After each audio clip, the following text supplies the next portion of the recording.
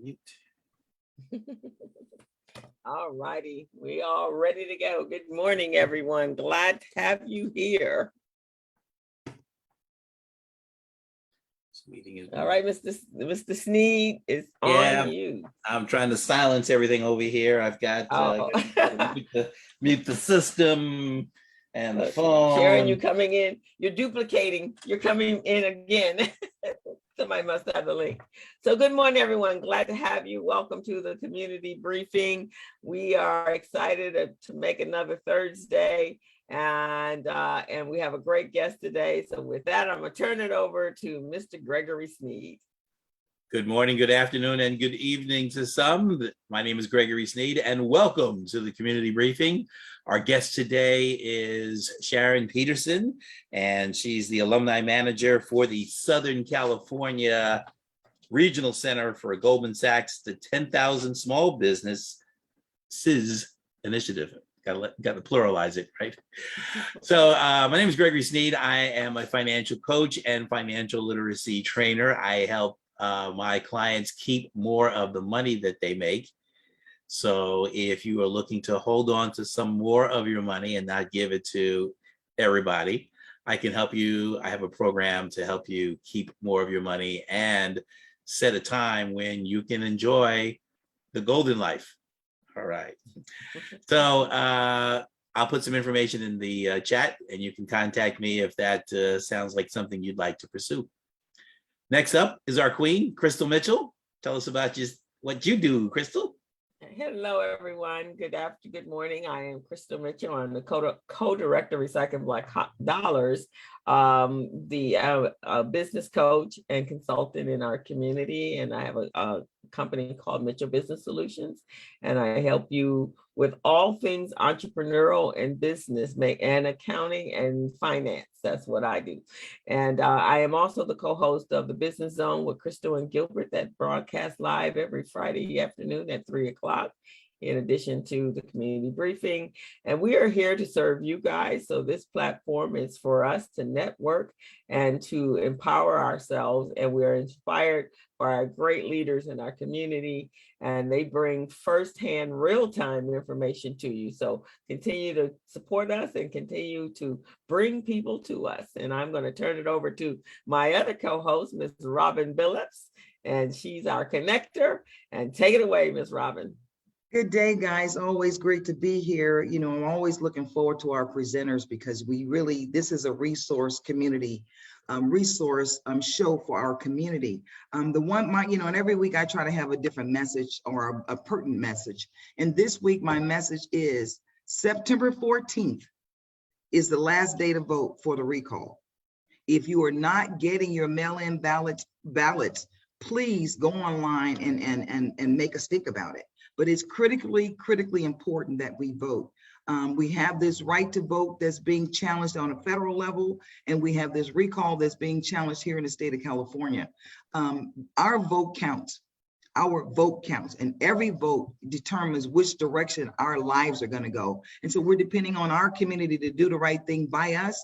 My suggestion, vote no on the recall and write in Gavin Newsom on the write-in ballot. At the last part of the ballot where you can write in a name, write him in. And then the final thing is this: your vote counts. So I can't tell you who to vote for, but I do want to tell you that we're spending a lot of money for a recall for an individual who's protected us and done the best that he could to keep us safe during this COVID situation. No, he's not the best candidate out there, but right now he's in office and he's doing a good job, or he's doing a swell job, I'll put it that way. So I'm going to get off my soapbox, but I'm looking forward to Dr.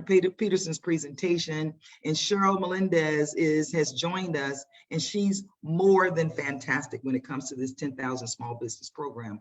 I know her, and she's done a fantastic job for our community. So I'm going to pass it on. We can get our show started. Hey, Cheryl. Fantastic. Greg, before you jump in there, so in the line with Robin's soapbox on Thursday, August 26th is actually Women's Equality Day, and that is when women acquired the right to vote. So it is up to us, guys. I really believe this country needs women in control, because right now it's just all off kilter. And I'm sorry, Greg, but it's all off kilter. And we need women to right the ship and do what we do for our children to make sure they stay on the straight and narrow. And so just know we're celebrating.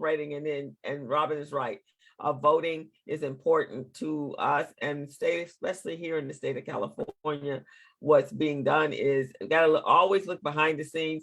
And if they get a Republican in that seat, then there's a lot of changes that will be made in the state of California. We will no longer be a sanctuary state. There will be a whole lot of nonsense going on in this state. And so we want to make sure that we control that. All right, it's on you, Greg. Thank you very much. So today, joining us is Dr. Sharon Peterson. She is the Alumni Manager for the Southern California Regional Center for Goldman Sachs 10,000 Small Businesses Initiative. She supports the Southern California alumni and is a liaison to the National 10,000 Small Businesses Alumni Program. Prior to becoming the Alumni Manager, she is was president of Goldberg Consulting. She worked with small to medium-sized companies, a consultant with several small business development centers, business owners over the past decade, helping small businesses achieve economic impact in their communities. Her expertise is in loan packaging, developing marketing and sales strategies. And prior to starting her own business, she worked for companies such as PepsiCo, Hughes, General Motors, Conagra Foods, and which included brands of Healthy Choice, Banquet Meals, Taco Bell, and Pizza Hut. Her basic responsibilities in the areas of brand management and program. She graduated with a bachelor's degree in architectural engineering from North Carolina Agriculture and Technical State University, North Carolina A&T. She received her master's in science in industrial administration from Carnegie Mellon University. And she completed her PhD in organization and management from Capella University. She's also served as an adjunct professor at DeVry University, where she's taught business courses, including small business management, marketing, public relations, and business research. My research did not divulge where you grew up, so you'll share that with us, where you were born and raised. It is now my pleasure to welcome Sharon Peterson. Thank you, Greg. And yes, I grew up in Tuskegee, Alabama. I don't know if you know where that is, not too far from Auburn or Montgomery.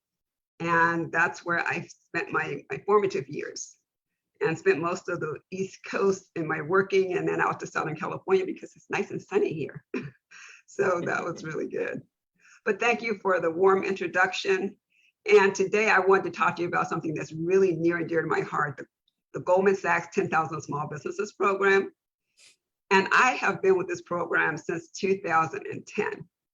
You know, one thing that a lot of people might not know is that this program has been around that long, but it was born out of the recession, kind of the area where you had 2008, 2009. And so this program started right after those periods, and now we're in a pandemic. So this program is really poised to help a lot of people in the situations they're in. So I really commend everyone for being here today, and those small businesses that have stayed strong and tried to get through this and are getting it through it. So thank you very much for what you do. Today, I want to talk to you a little bit about the Goldman Sachs 10,000 Small Businesses Program, as far as how you can get more information if you're interested to apply for the program. And just so you know, it's considered a business and management program. And really, it helps you not stay where you are, but get to the next level. You'll see on one of my slides at the end where it says, let us help take you to the next level. And I see Dr. Vicki Mays is shaking her head. So I know that all of you have been trying to pivot, doing everything that you can do to stay afloat during this pandemic. But what we want to really talk about is you don't have to just try to stay in one place. You want to elevate and grow to the next level. So who can apply for this program? Who participates in it? And by the way, before I even say that, I wanted to say the name 10,000 Small Businesses. It used to be the name 2,000 Small Businesses, but now that really means something because we are over 10,000 strong. Oh, wow. And in the Southern California area, we are over 1,100 business owners that have been through this initiative. So thank you, Amane. She's one of our participants that have been through the program. So we're looking for owners or co-owners of the business. And why do we want the co-owner or the owner? Because we need the person that can make the decision about how to grow the business. Been in operation for at least 1 year. Now I know Amane is probably saying it used to be 2 years, but because of COVID, Goldman Sachs really wanted to help other businesses. And so they actually took that down to 1 year with annual revenues. This is the floor of $100,000. And we've had businesses 60,000, 50,000, that apply, but we're looking for those businesses that are 100,000 minimum. And we want those businesses to have the mindset that they want to grow. And it's really interesting right now because a lot of businesses are saying, well, gee, can I grow? I just want to get back to where I was. But we want that growth mindset. And that's what this program will do. Have at least 2 employees, and you actually have a desire to grow and create jobs. Now, why create jobs? Because small businesses create so many jobs for the economy. And when you think about it, when small businesses hire people in their neighborhoods, what does that do? That puts money back into that economy in that area. So I know that this organization is all about the community and all about impact, and that's what we're trying to actually help with as well.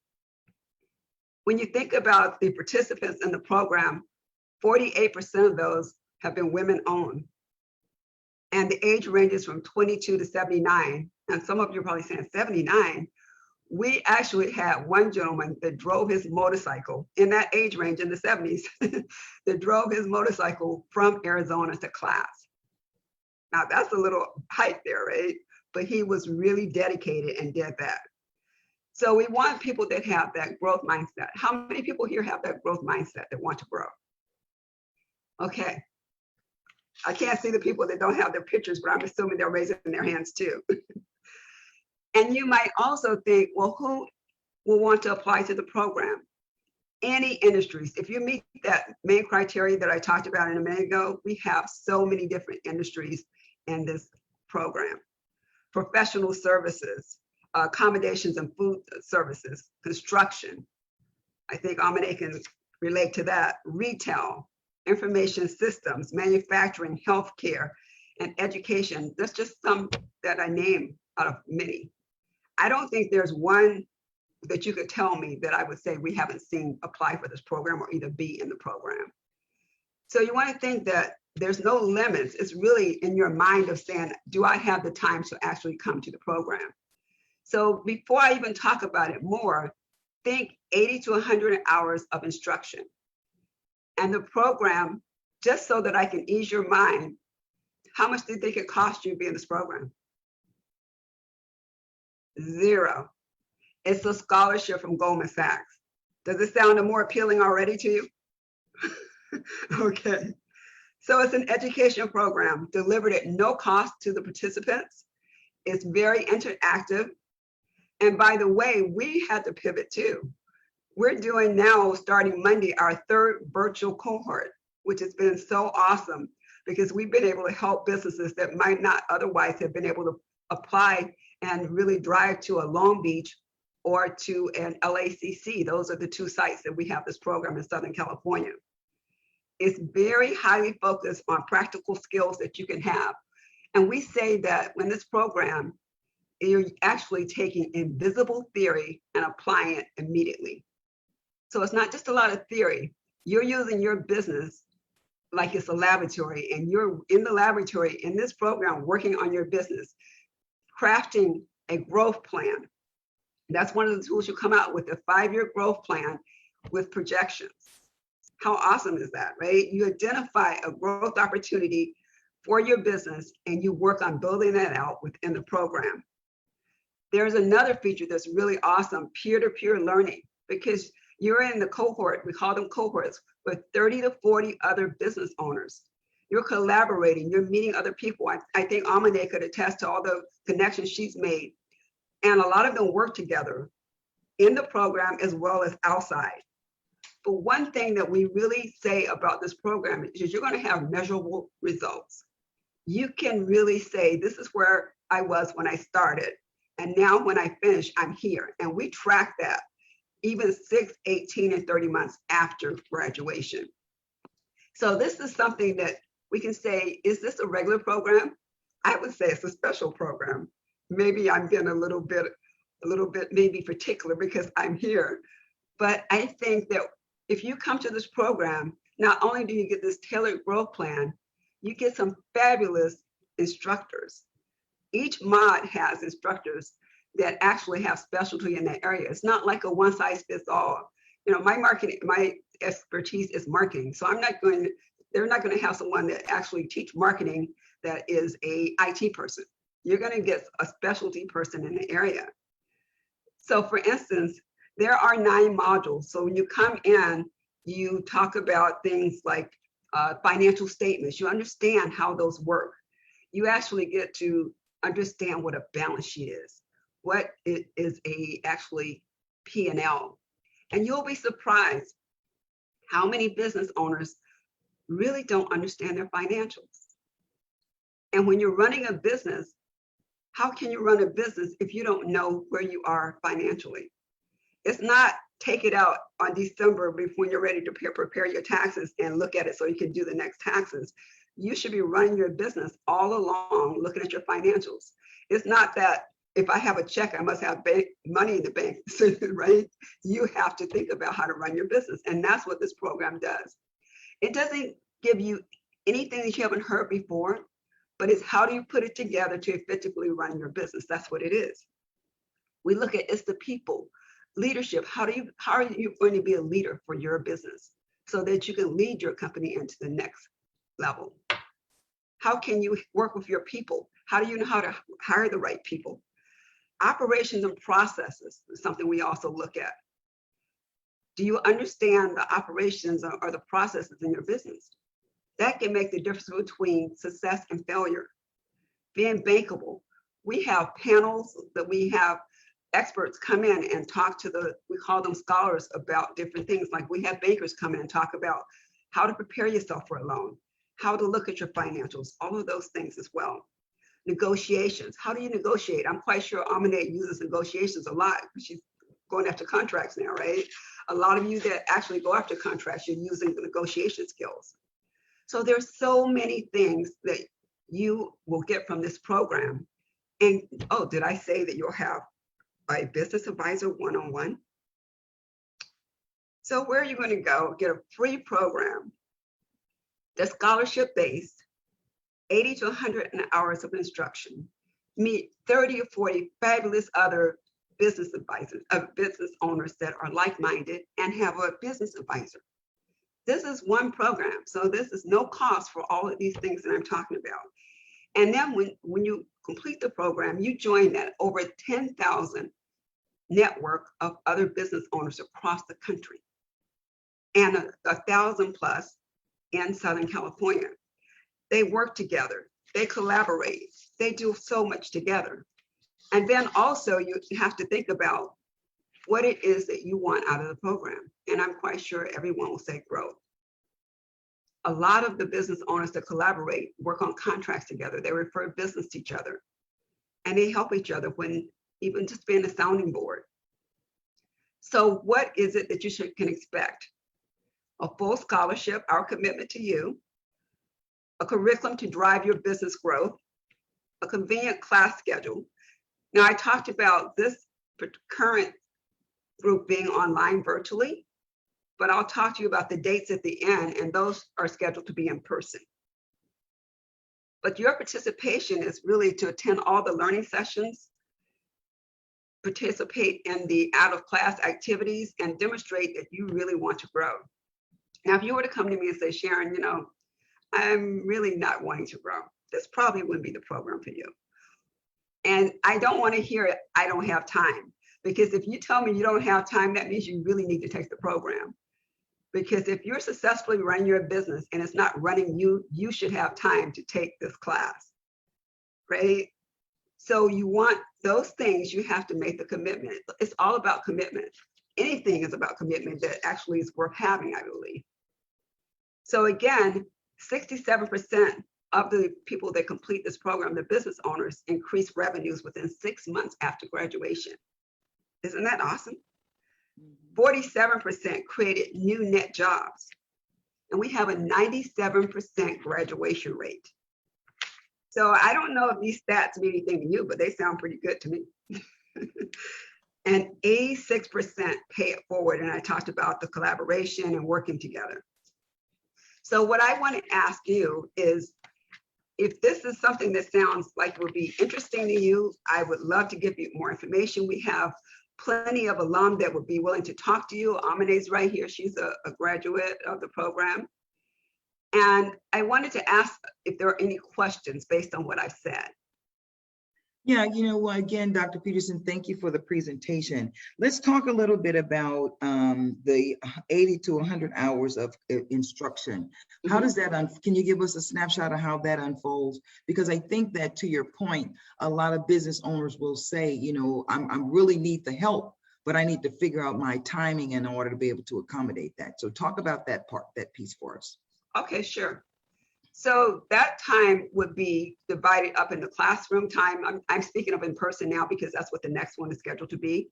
So we'll be all day on a Friday, for instance. It will be like at 8 o'clock to 5:30. And then you would have, that would be over a 3 to 4 month period. Depends on how many holidays we have to say of that period. And then we would have some clinics that you would come to on a Wednesday, 3-hour clinics. So three or four of those. And then you would also have work outside. That's what I said. You're doing a growth plan. The growth plan isn't going to write itself, right? So you would have to spend time out working on the growth plan. And then also you would spend some time meeting with your business advisors and with your growth groups. Okay. So now one of the questions that we have in our chat box, and I think this is a very appropriate question, are there any exceptions to the gross income of 100,000? If someone has had their business for 2 years and they're at 50,000 and they're looking for growth opportunities, are there exceptions there? So what we do is with the income, we have that, we've actually taken it down. It was 150, but we've taken it down. So what we look at is the gross income your last year. And then when you do your application, you put in your year-to-date revenue and your projected. But if the year before or that we're looking at is not 100,000, you can always apply again. So that just means you're not quite ready, because it's not just being in business 1 year or 2 years. There's also some stability that comes with the actually earning of income. So we're looking for people that are past a little bit of those bumps and are ready to grow. We don't want to do anyone a disservice by putting them in something that they're not ready for. But we do work also with our small business development centers, and they can go there and get some help as well, and then reapply. But we will take the applications for sure. Well, and I have this is Robin, I have a little bit of a pushback because of COVID. As I said to the president of PNC Bank, if you look at your underwriting guidelines that you've been using for the last couple of years, you can't use them going forward because folks that were making 6-figure incomes are no longer making that. But right. And so I guess what I'm saying is this, and this is me being on my soapbox. Okay, that's right. There are going to be people there who they're ready, they're willing, they're committed, but their revenues are down because of COVID, or they got started right before COVID. They were making good money and they were on this trajectory to get there. So I'm gonna get off my soapbox. I'm gonna leave that alone. Oh, that's okay. So you're not talking about someone that never hit the 100 or 150. Right, you're talking about someone that revenues are down. Well, even still, even if they were at 75,000, they don't qualify, but they got a business that they've been running for 2 years or a year, and they've made 75,000. It's just something to consider, because again, when what I've seen is this, and I love what you said about your statistics. the idea that people are, find this program and they are fully committed to participate. And I Right. get it that you had to create a threshold for them to get over, but nobody saw COVID coming, right? Right. And truly, in the businesses that I'm talking to, or just all kinds of businesses, there are going to be those hiccups, and there are going to be those ones that are going to be the one-off who could really, really benefit and willing to do it. But there's a threshold there, and I understand that. No, I understand, and we really don't discourage anyone from applying. The thing about it, even if you're not there, you're in the pipeline, so we will continue to reach out to you. And it could be it depends on timing, So it's worth the conversation. It's worth for them to still apply. Now, Well, if it's 20,000, that's not. Yeah, that's different. Yeah, and I'm the kind of person that I would tell them to apply. Yes, let them. Present your case and let them tell you that you're not ready, right? Because again, part of the process for all of this is getting your affairs in order to be able to apply. That's part of the steps. Right. Definitely. Sharon, well, so what if they're, so I get the threshold dollar wise, but what are some of the other things that they need to be in place, like a prerequisite to the course, so that those of us that are out here coaching and working with our business owners can help them get to the place that they need to be in order to, in addition to that 100,000, because they could be off, like Robin said, just because of COVID. And I know most of the businesses that I coached over the years, 2020 was going to be an incredible year, and they had things in place that probably would have taken them over that $100,000, but of course that didn't happen. So what should they be preparing in order to be ready? The prerequisite. So I mentioned being an owner or co-owner, been in business at least 1 year, because remember it was 2, so we have taken it down, and then have at least 2 employees, including themselves. Okay. And then one thing that there's a 2-part application. There's a part 1 and a part 2, which actually the part 2 asks for financials. So if they can please just have P&Ls and balance sheets available so that they could get those in. I don't know how many businesses have come and they have bank statements. That's not a P&L, so if you can help them just at least understand the basics, that's just showing that you are in business. And just the basics, those type of things. And then also have a plan. Maybe I'm not at 75,000, but I'm going to do X, Y, Z in a couple of months, or I'm expecting a big contract. Those are conversations that instead of me looking like, oh, okay, my ears perk up. Okay, yeah, this person could be ready pretty soon. And so they're on our pipeline. And when I say that, I don't mean a pipeline where we put it in a drawer somewhere or in a file and we never look at it. We go back and say, oh, okay, Crystal was here last year. Let's call her and see if she's ready. Or maybe encourage her to apply again. So it's not like a lost thing. There's nothing to be really depressed about or think, oh, I didn't get in. No, there's hope. And we also, like I said, send them to the SBDC and they work with them. And then when they're ready, they come back. I had someone that wasn't even near ready. They 2 years later came back, they had gotten $1 million contract. How awesome is that? Even some, not $1 million, but even a $200,000 contract. So we give encouragement, we don't discourage. That's fantastic. I do know that one of your alums, and I remember when he actually participated in the 10,000, that's when you required 150,000 in 2 years. Greg Doolin, I saw some amazing things, and he still continues that today. Greg is where Greg is because of the 10,000 small business. I saw him, I knew what his business was before. You guys did a phenomenal job, especially in the space of marketing.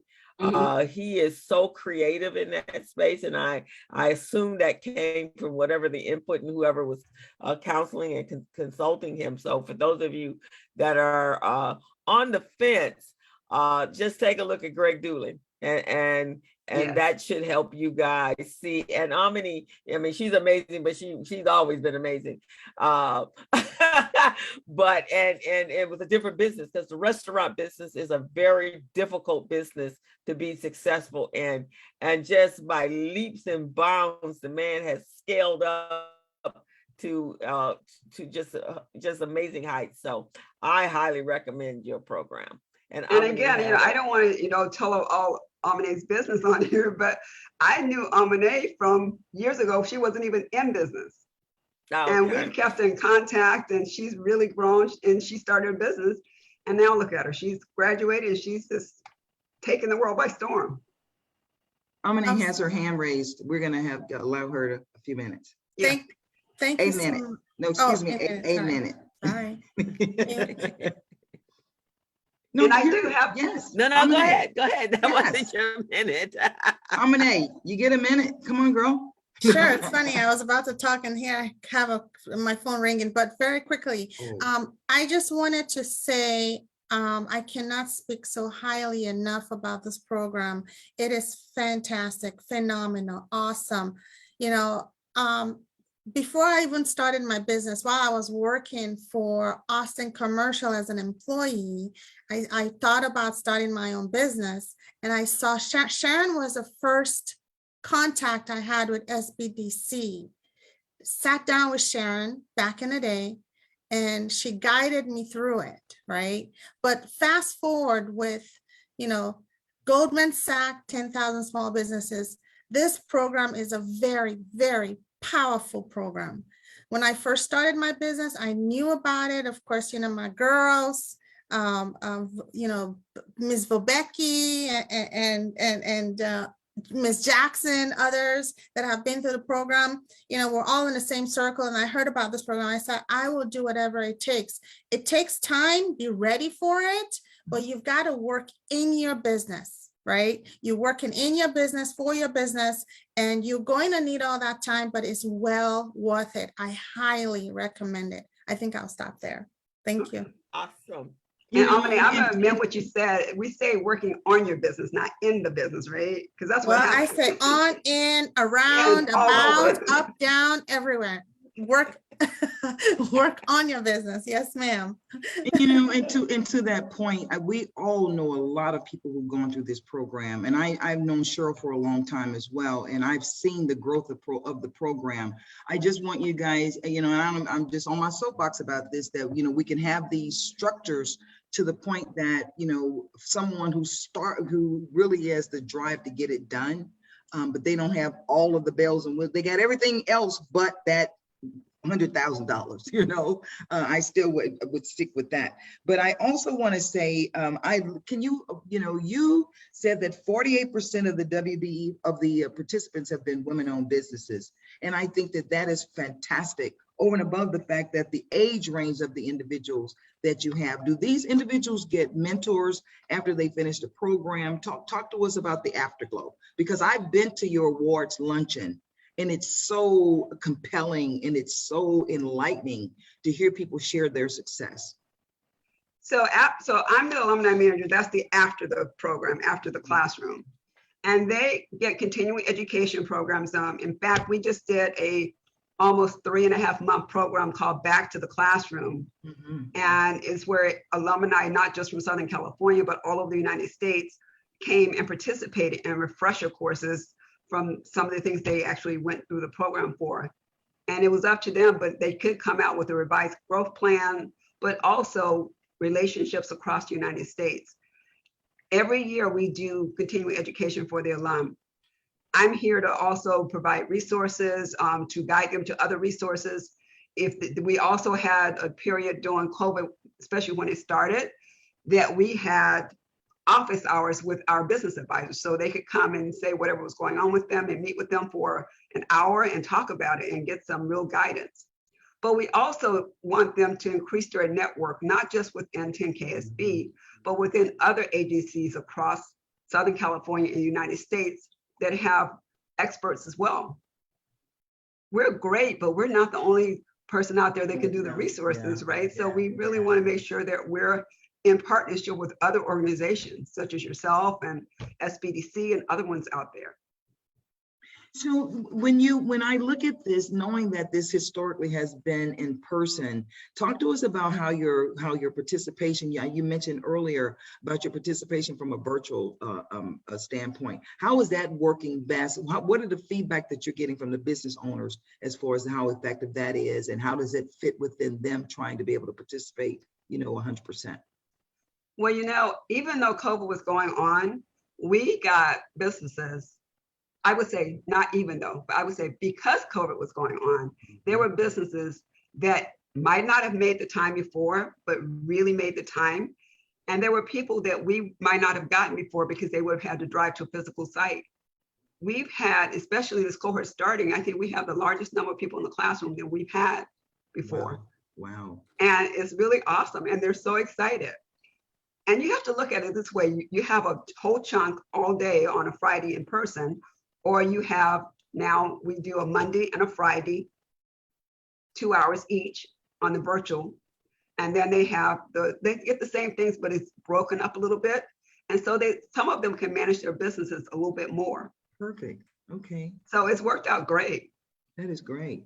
Well, again, go ahead, Crystal. I'm sorry. Because people got some education that they would have normally not received. And I actually think even when we go back to whatever is going to be our new norm, I really think it would be a service to our business owners if we continue a virtual training or hybrid training, because I know myself, I never had classes the size I have online in person. It's very difficult to navigate to get to a place in person. Traffic here in everything. But I think that you get better participation and better engagement from people that are doing virtual. So kudos to everyone that is pivoted to that space, because that does make it easy. And for our business owners, small business owners, even with 1 or 2 employees. Oops, she may have frozen. Yeah. It's still difficult leaving your business. This is awesome. Greg had a question. As we wrap up. Yes. Oh, go ahead. And before Greg says anything, I just want to say, Crystal, can you write that down so we can use that to petition for more virtual classes? Well, I was going to ask, when does the next cohort start? Okay, let me share my screen and I can show you. And then Greg, if you had any questions before you introduce Dr. Mays.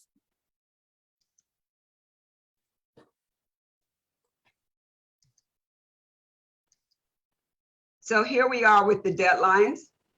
This is the way to apply, www.10ksbapply.com.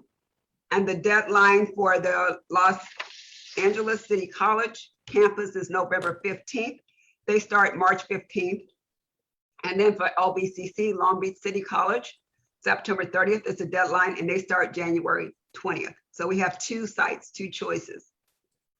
And then if you want more information, you can email us or call, or you can also go to the website and you'll see testimonials, www.socal10ksb.com. And there are testimonials from some of our alum. It has the schedule on it for the classes, and there's more information. Thank you. And then at the bottom, there's some way to get other resources, as I said, with the SBDC, that organization as well. Okay. And can you forward that to me so I can get that out to I definitely will. That I consult with? Yes, and I can send the schedule as well, but they can also, we want them to go to the site too, because they'll get to see some great testimonials and some more information that might be interesting to them about the program.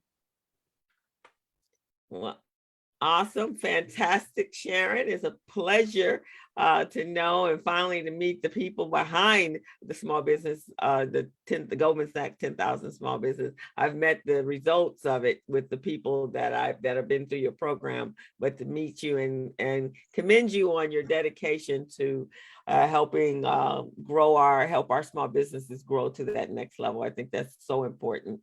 More so definitely. Now than ever. Thank you. And I just want to say one thing that actually is not the program, but it's after the program, the alumni part. We had so many of our alum go to Capitol Hill when they could physically go, and they went virtually. to actually talk about some of the things they wanted to see to affect change for the way small businesses are earning money or being able to do contracts. So there's so much going on. There's so much power in small business. And we are so excited that we are 10,000 strong, but here in Southern California, we have a strong contingent of over 1,100 businesses. Awesome. Greg, Mr. Gregory Sneed, anything you wanted to add or? No further questions. Oh, okay, Mr. Attorney Sneed. All righty. Thank you, Sharon, so much. It's been fantastic. We will definitely help you support your program and get that information out to everyone. And again, we commend you on your program, congratulate you on having more than 10,000 small businesses in your network and your alum. That is pretty awesome. So thank you. Thank you. Continue to come and visit us. And Definitely. I think I'd like to have you on the business zone, so I'll reach out to you. Okay, definitely. All righty. So everyone know we're in the middle of a Delta pandemic. and we got all kinds of conflicting stuff out there. Do you get a booster? Don't you get a booster? What happens if you get it and you had your vaccine, but you get it, and what do you need to do? So, of course, our correspondent, Dr. Vicki Mays, is going to enlighten us for the next 15 minutes and help give us insight on what happens. And what happens if we get that dreaded positive COVID testing, which none of us want. When the Rona comes to visit, right? Yeah, when the Rona comes to visit, what do you need to do? Well, please join us in welcoming Dr. Vicki Mays. She is our HDIC, our head doctor in charge.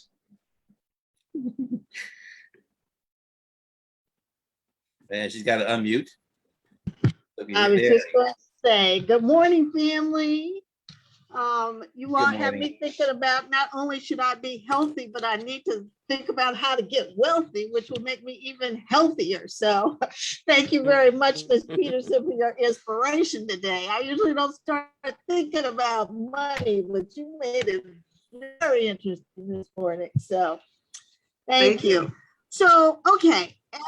Everybody knows that there have been a lot of things bursting on the scene lately. So before I jump into if you got COVID, let's talk just a little bit about what you should be thinking about. Now, I hope anybody who's immunocompromised has already been banging on the door of somebody, their healthcare provider, CVS, Walgreens, anybody, to make sure that you could get vaccinated with a booster. Boosters were done for people who are immunocompromised because when they got their first shots, because their immune system wasn't as strong, they didn't reach the same level of protection. And with Delta out here trying to knock on every door that it can get into of everybody's body, you want to have as much protection as possible. Just today, talk about, news, there was going to be, if you were first vaccinated, an 8-month period where you would get a booster shot. And why do we want a booster shot?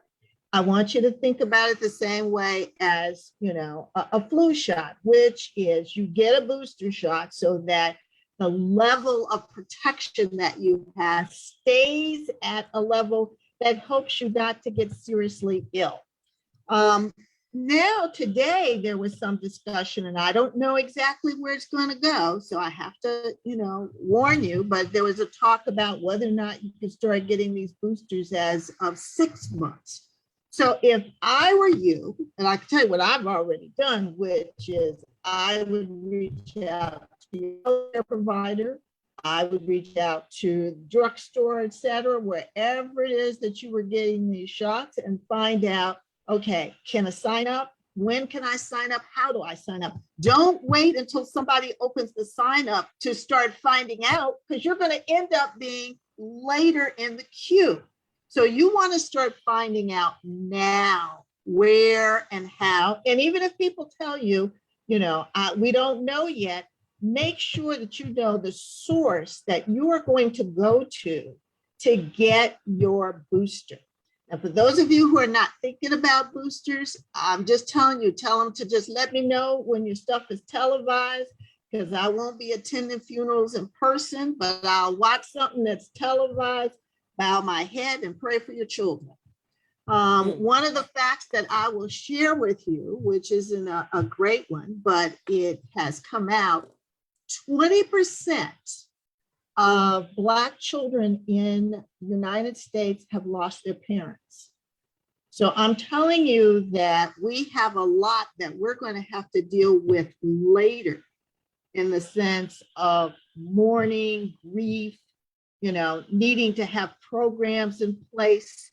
I'm starting now to try and work on that. So, so that's just the start, but let's start talking about if you got COVID. And we have to really honor Mr. Gregory Sneed on this because he was being a really good person and helping his friend.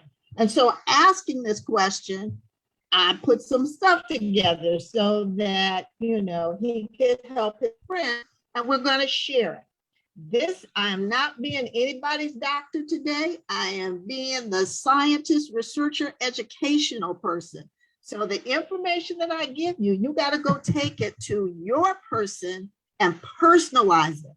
But what I'm trying to do is to make sure Black people are not left out of the loop, because you would be surprised the number of things that are out there once you have COVID, other than being diagnosed and staying at home and telling you to just tough it out and taking a bunch of medicine. So, Mr. Sneed, we're dedicated today to your friend.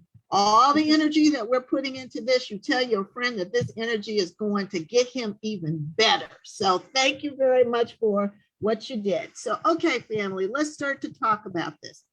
So if you get COVID, what should you be doing? First and foremost, make sure that you are not just going to the drugstore, getting some kind of kit, being diagnosed there, and then sitting at home taking care of yourself. Make sure that you're working with a healthcare provider. And the reason is there are things that can be done to help you not get worse, or there are information that you need to know if you get worse, what you can do. So what are the questions that you should ask? First of all, as soon as you find out that you're diagnosed, you want to find out, how serious are my symptoms?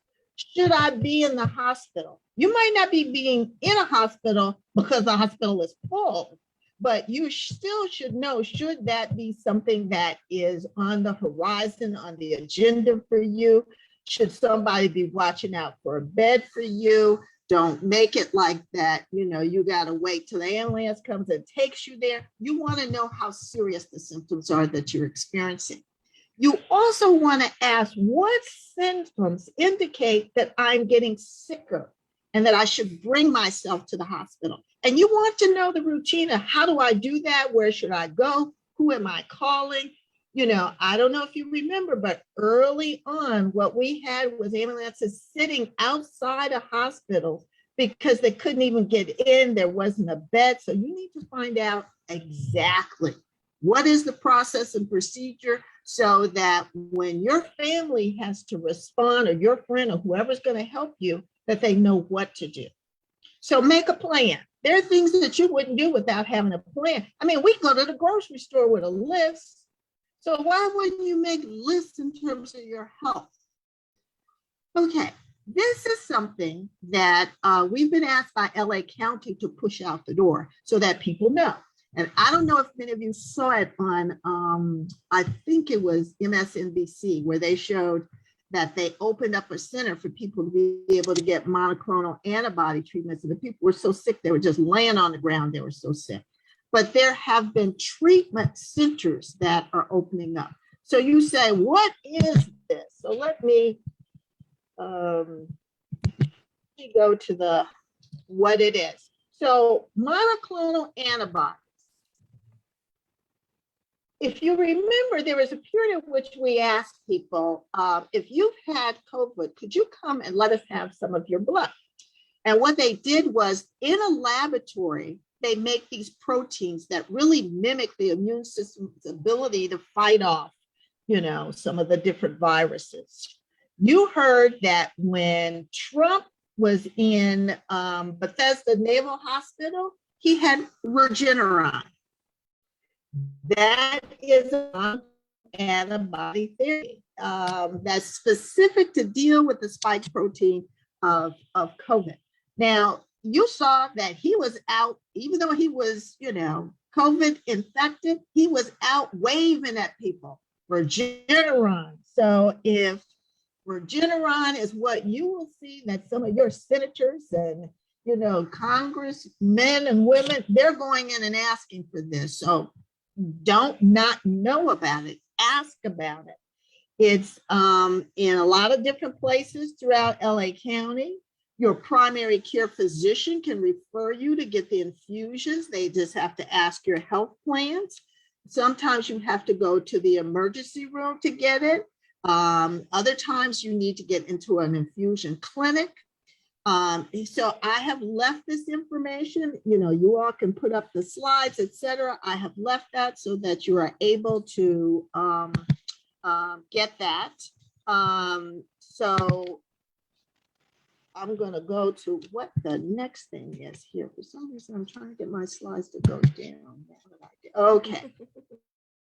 So again, the other thing you want to talk about, you've been diagnosed. We don't tend to know about this. It's called breathing training. So the question is, can I have pulmonary rehabilitation, or what is being called breathing training? I've left you a lot of things here. So you can actually go online and you can watch this. So what happened, the place where this really started was as you can imagine, in England, where they had the National Opera Singers helping people learn how to breathe again, because the opera singers do a lot of exercise. Now, somebody came to me and said, well, I'm going to ask one of my church people. And I said, make sure, I didn't say the people just had to sing. I said the people need to learn breathing training. So there is, through the National Opera Group, they actually have a research study where they will help you to do this. They also say, if you have asthma or COPD, you need to think about strengthening your lung capacity just in case you get infected. So if you're worried that you think you might be at risk for any reason for getting infected and you have those, why not start now? But don't miss the opportunity to sit there instead and I'm trying to get back to 100%, when this is one of the things that is out there and available. UCLA is doing it. So there are lots of different places that are doing it. Plus they have things online. So go online and you can actually see it happening. So again, Kennedy Center has a little video. You can see Renee Fleming doing, these breathing exercises. Let me do your immune system. And here's where they say C, D, and Z. So vitamin C, vitamin D, and zinc. Again, there's a lot of discussion around this, and there is a Black woman physician, Pearl Grimes, who even wrote an article, The Relevance of Vitamin D Supplementation for People of Color in the Era of COVID-19. She produced a short video that she did with Tyler Perry Studio. It has several stars on it, who will talk to you about the importance of boosting and strengthening your immune system. Now, this can be pre-COVID or post-COVID. I have colleagues who really say, in general, you should be thinking about this. But again, you have to make sure with your healthcare provider that you figure out whether that works for you. So it's pretty important to think about, but it's something that you have to do in concert with others. Last I want to talk about is food. Now, one of the early pieces of research that I was starting to do was looking at because there was a study, and the study showed that Black Americans were the most likely to be food insecure. They were not getting enough food to eat. So I was trying to figure out the extent to which that may have played a role. And part of the losing of jobs, et cetera, the loss of the ability to be able to eat properly or just to be able to eat regularly does cause a person to have a rundown immune system. So we have to think about whether or not that's there. again, I've given you some guidelines, but let me talk about kind of for those who have COVID, what they, suggest. And UC Davis, we're in the state of California. This is state of California tax dollars for your public schools. UC Davis is one of the premier universities that does nutrition research, as does Mayo Clinic. There's several places, UCLA. I actually work with Dr. David Heber, who started the UCLA Clinical Nutrition Program, who also just has an article that's in the review process now, where he has been looking at what it is that should be recommended in terms of nutrition. And until the paper comes out, I'll just keep you, a little bit in suspense. And when it does, he'll give me permission to release it. But you need to have protein. So what some of these programs are talking about is smaller meals to eat protein. And it also tells you, for example, the kinds of foods you should eat. But again, I'm giving you the references here. I'm not going to go like one by one through them, but to know that nutrition is the path to health is very important. And in this one, I don't want you to say, well, my friend said I should be eating beef, or another friend said I should be drinking bone marrow. Go to the science of it, because it's not just your eating, but it's also how to do it and what to do, and how rebuilding the muscles that you need to rebuild require, for example, certain kinds of proteins. So that's also important. Now I'm going to tell you something that is important for you to think about. And this is COVID related, but it's also non-COVID related. Monitoring your oxygen. As you know, they want to see how you're doing in terms of your breathing. Well, there was a study that came out in December 2020. There was another one that came out in February 2021 that's been repeating that. Black people are 3 times more likely to experience pulse oximeter errors. Why is this? And we should have recognized it. I do some work in terms of like mobile health applications. And what you will see that things that have to read things through, that use light to actually do some of the measurements, what we are finding is those can be an error. So here are the findings of the most recent study. Poor circulation, skin pigmentation, which is your color, the thickness of the skin temperature, the use of tobacco, and Lord knows when we start doing our nails, the fingernail polish can all have an effect on the device's accuracy. Also, what the study said, pulse oximeters have limitation and inaccuracy under certain circumstances. Now, this inaccuracy could be small and not that meaningful. However, there is a risk that it's inaccurate. And then you won't know, for example, that you're getting low oxygen saturation levels. So because it's misreading, you might think your oxygen levels are doing just fine when they're actually lower than they should be. The implications of this are when you ask, if you're home and they're telling you to measure your oxygen, and if your oxygen is looking good and you're feeling poorly, go on what you're feeling. Don't keep being a slave to the measurement there, because there could be some error. And that's where you want to, to ask. So I'm going to stop sharing because I saw that there were things that were there, and start trying to answer questions. That was fantastic. Thank you so much. My first question is, and I had a child of mine, his whole entire, not my child, but one of my students, his entire family got COVID from the older brother, and the mom and dad, of course, was sicker. And so nobody got vaccinated prior to this. And they were old enough to back, except for the 6-year-old child. But one of the things I asked, first, how long after COVID, if you haven't been vaccinated, can you get vaccinated? And then finally, the next question is, he made a comment, and I think I've heard this comment before, oh, I don't have to worry about that now because I now have antibodies. So can you please address those two? Because I think those are very big issues. Right. One of the things that I say when people ask the question, it's like the best answer is to get it from your healthcare provider, because there's an issue of when is after COVID. You know, we have people who have various stages of COVID that they're in. We have people who are long haulers who are still having problems. So they really should make sure, again, if you've got COVID, make sure that that's one of the monitoring things that you do. Okay, the other thing is the antibodies. This is what people say is that, well, I had COVID now. I mean, you know, it's like saying it's like with the flu.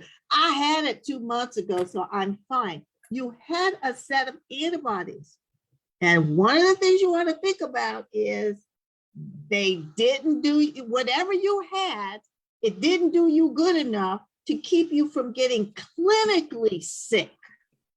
It's like this, and that's kind of what we see in breakthroughs, and that's the notion of the boosters.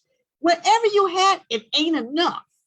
And so what you want to think about is you need to say, I have had COVID, I don't want it again, and I want to ensure that even if I got it, I don't get sick. So what you really want to do is to realize that you want those antibodies to be at a certain level. And your antibodies can range depending upon what your COVID experience was like. But if you were vulnerable enough to get it the first time, I just would not be a person who wanted to revisit it because of something I didn't do when it's free. You know, it's like when we have to think about this, nobody's keeping something from us this time in this one. It's like they're trying to beg us to get it and we're saying we're not going. So unless you like COVID, you know, twice and 3 times, this is why even the booster. So we're getting people who are having shots and they're telling us it's waning after a certain time. So you're having it, your antibodies will wane as well. Dr. Mays, this is exceptional information. And again, we hear you loud and clear that we need to not only hear you, but also speak to our own healthcare providers about our individual needs. I am excited about we're delighted to have you. And we like the fact that you come with the facts.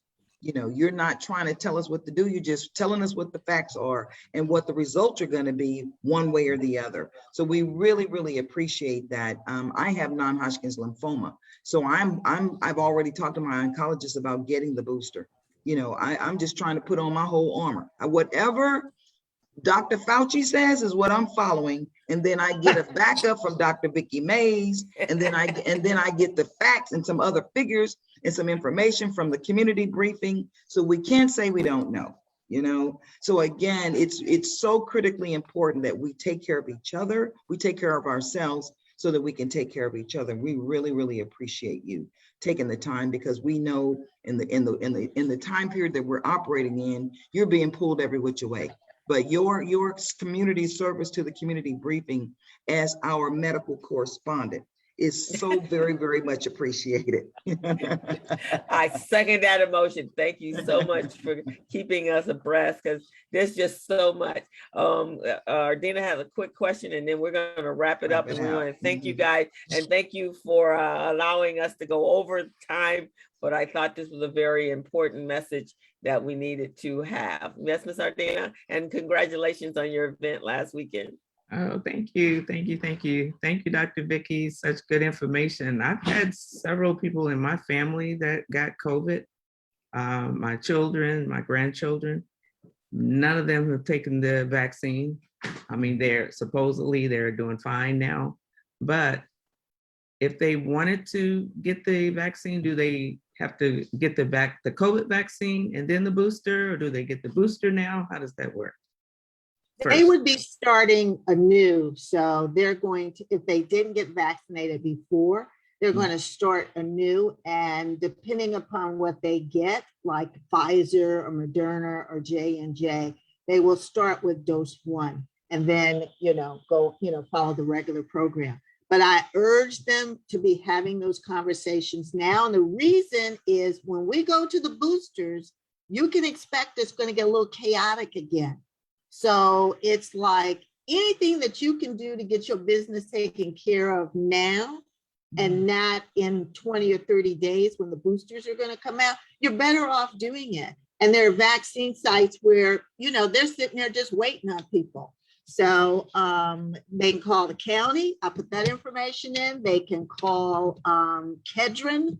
Kedron will tell them where to go. They can call Watts Health. I mean, it just depends on where you live, but you can call anybody because there is an incentive for a healthcare provider to give you the vaccine because you're not being charged. So they get to charge the federal government for giving it to you.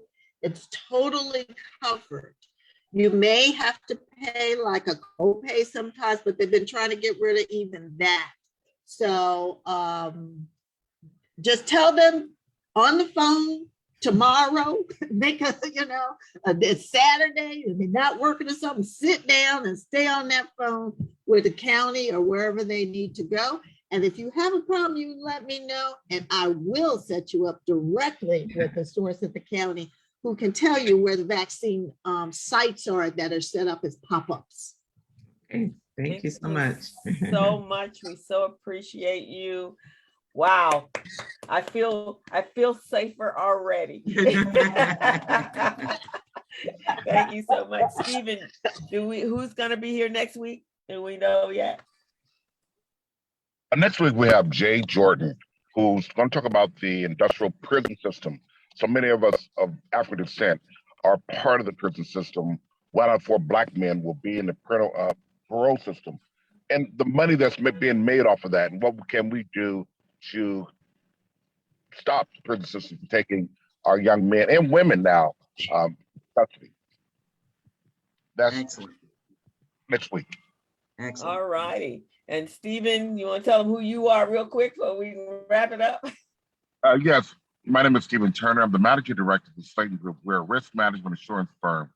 We provide workers' comp, general liability, and small group insurance. Stephen Turner. I put in the chat box our website, and we thank everyone for joining us today. Make sure you tune in for next week and each following Thursday. For a year and a half, the community briefing created by Crystal Mitchell. And you guys can always, thank you guys, and you guys can always go over to our community briefing website. The video recordings are there, and as well as on Recycling Black Dollars Facebook page, you can find the recording there and the community briefing reporting. This is a good one, so please share it with everyone that you know, because this was some very valuable information, both from Dr. Peterson and definitely from Dr. Mays. So thank you so much. Thank you, Dr. Mays. As usual. We yes. love you. My pleasure. Keep us informed. Thank you, Robin. Thank you, Greg. Thank you, Stephen. Thank you, everyone, for joining us. And come back next week. You guys have a safe weekend. Keep encouraging your family to get vaccinated and be safe. Wear your mask. Vote, vote, vote, vote, vote, vote, vote. And it's Women Equality Day on the 26th. So again, encourage everyone to vote. Let's just stay status quo right now, because some of the other alternatives are really quite sketchy. It would be like having that last man that was as a president. It would be like having him as our governor. And that should scare everyone to death. Exactly. Because that would be close at home in your living room. All righty, guys. Have a great week, and we will see you next week. All righty. Have a great